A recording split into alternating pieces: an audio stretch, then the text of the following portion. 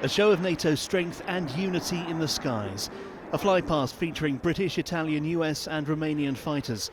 The occasion, the handover of control of the enhanced air policing mission from Italy to the UK. The big show because the world's spotlight is on how NATO nations are helping keep their eastern flank secure in the wake of Russia's invasion of Ukraine, with the focus on what more support is heading to Kyiv. UK Defence Secretary Ben Wallace in attendance, who confirmed to Forces News that Britain will be sending protected vehicles to Ukraine. Well, we will be sending armoured vehicles, protective armour vehicles such as Mastiff to make sure that Ukraine has that support.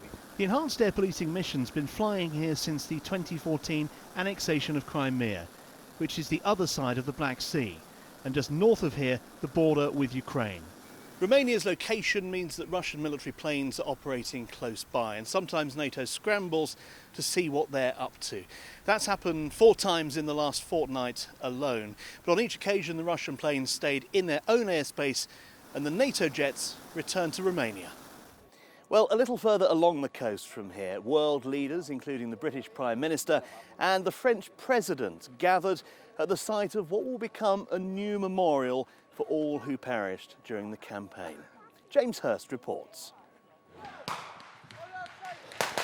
Multiple contacts now. You can see some of the enemy fighters just in front of us. We're trying to push forward now.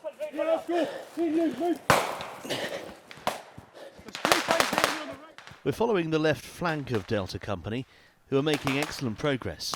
Enemy being killed. It's nice to meet you, Tim from BFBS. And Prince Harry himself used a version of that analogy when I interviewed him last March at the Endeavour Fund Awards. His pride and respect for serving and veteran undimmed.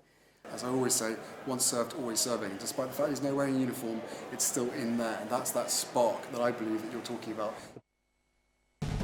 Hello, I'm Tim Cooper and welcome to this British Forces News special.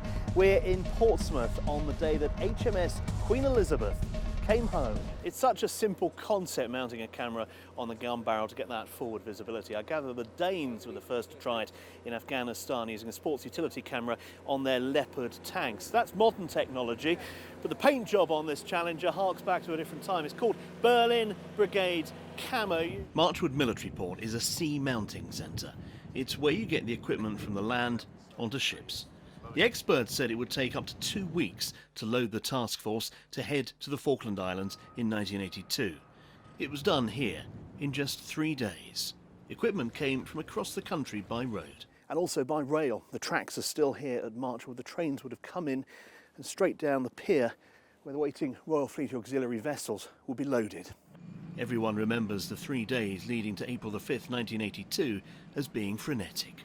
Very, very busy, and everyone was just running around. It's celebrating and also exploring all the different kit and equipment that the armed forces have today.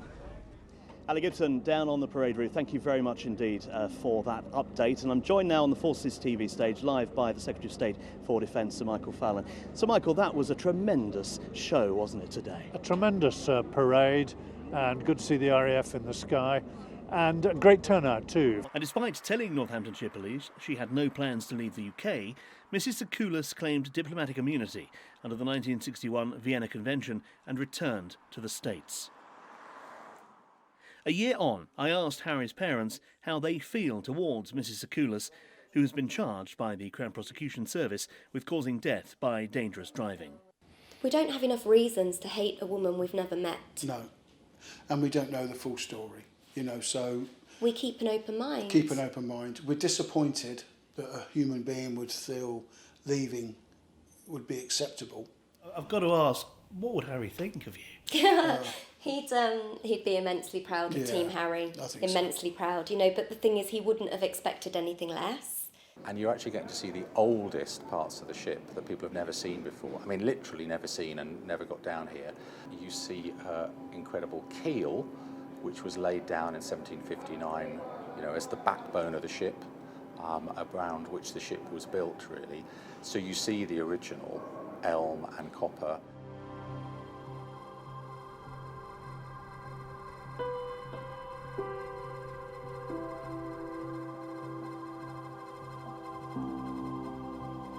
Really is amazing being this close to the underside of HMS Victory, because you see what the ship is all about. Take a look up here, for example.